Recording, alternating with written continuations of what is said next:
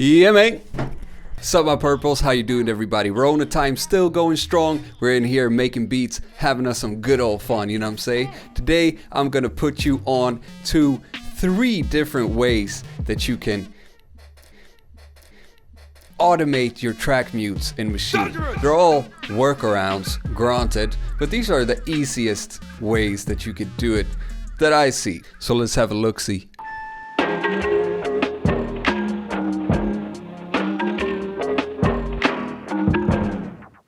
Coconut. Alright, we got us a little amazing drum loop there for demonstrationalizing purpose.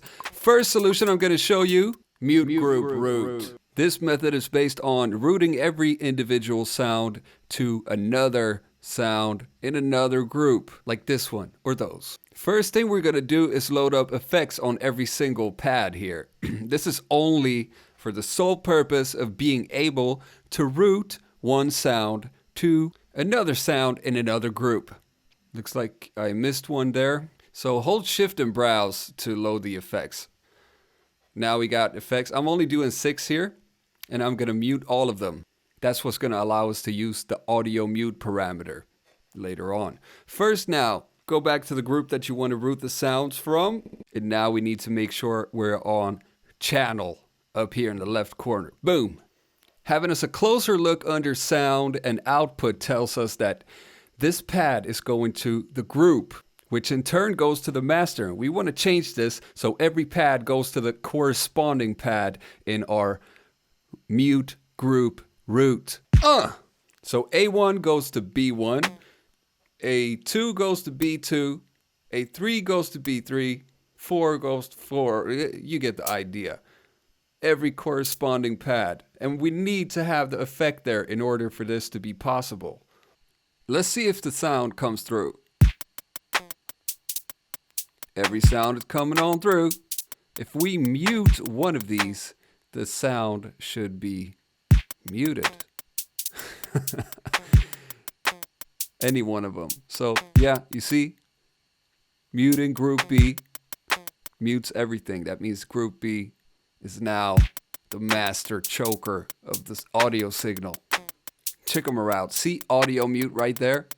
Now we're going to be able to use that for every sound. Muting, unmuting, you name it. But the whole point of it is to automate it, of course. And there's a couple of ways you can go about. So let's make a new pattern, and I'm going to show you the first way you can do it. And this is the straight up automating of the mute group root group for every sound individually, like this. We got automation armed, and we're twisting these knobs, and it's recording everything. With this method, you have to skip in between all of the sounds individually. Let's undo that, clear the automation, shift clear automation. Now let's try something amazing. Hold select, and make sure you have multi selected up in the upper right corner, and then select all of the sounds that you want to automate at the same time. Now let's go arm the automation with shift and auto. Muting multiple tracks at the same time. It's magical. Let's try something else though. Under group, macro, and pages, click this here. Select your first pad. That's EQ. That's our first pad. Output, audio, and audio mute. Ooh. Select the next knob, second pad, and same thing here. Output, audio, and audio mute. Third knob, same thing again, but with the third pad. They're all named EQ. It's smarter to rename them before, I guess. Output, audio, audio mute. Just repeat the process for all the pads that we want to be able to control the audio mute for. Check them out. Nicely lined up under our group macros. Boom, boom, boom, boom, boom. Now with the same automizationalizing procedure, we got them all under our fingertips. Let's activate that automization and turn some, oh, beautiful. It's a masterpiece we're working on right here. Muting these sounds off and on. And then remember just to make the pattern as long as you want to. The pattern on the original group does not need to be as long as this one. Next one, tip, is much quicker. Just use a perform effects directly on the group. Filter is the go-to one. I'm just making sure the settings are reverted here. Now hold shift and perform effects and pick the filter here. See? We choked that whole shebang right off the bat. Isn't that radical? What's nice about this is it's got a little attack and roll off to it too, so it doesn't abruptly cut it off and cause clicks and pops and things like that. We can record this automation right onto the group, just like with anything else. And that's your track mute for you. Granted, you might not want to choke the whole group, but then just make sure to think about how you organize your sounds.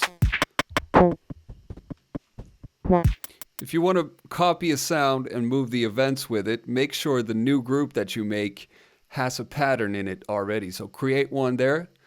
Then let's move the kick over from this one. Hold duplicate. Hold duplicate. Make sure events is checked and move it over. Oops, I let it go. You have to hold it all the way through. Events checked. See, now we got two kicks. I'll go and mute the kick on the first group. Now we got our kick on the second group instead. Therefore, it's isolated. Now, I like to keep the kick and the snare on one group. That's just a personal preference of how I like to organize things. So I move that one too. Set the perform effects and record some automation. Muting, track mutes. What more do you want?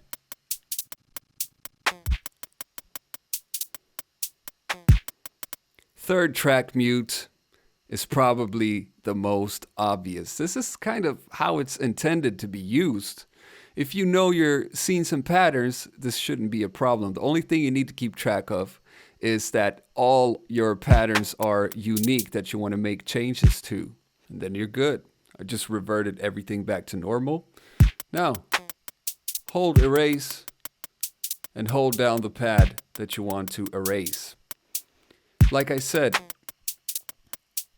as long as your pattern is unique, if it's a duplicate, you're not messing anything up. I'll make a copy of the scene and the pattern.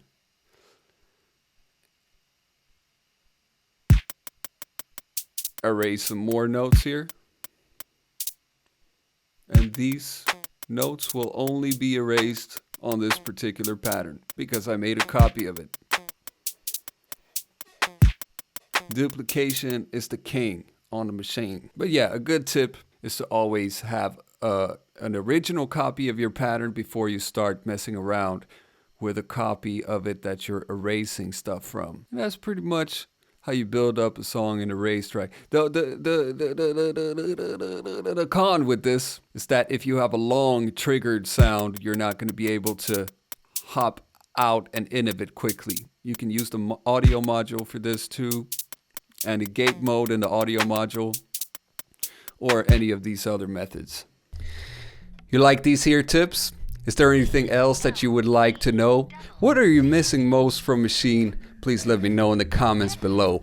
And to answer Eddie Spaghetti, I am intrigued with your solution. You said that if I can beat your way, then I deserve 5 billion views. I'm very interested in your solution, because the lock feature is something very brilliant. I can't find a creative way to really use it for recording track mutes without getting super complicated with routing a bunch of MIDI and shit.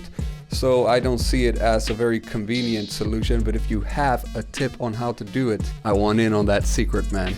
Problem that I run into when I try to find a solution for it is that the locks are global, and it's hard to keep the arrangement intact and the control over the track mutes of all the individual sounds or groups, or however you want to group it, you know what I'm saying.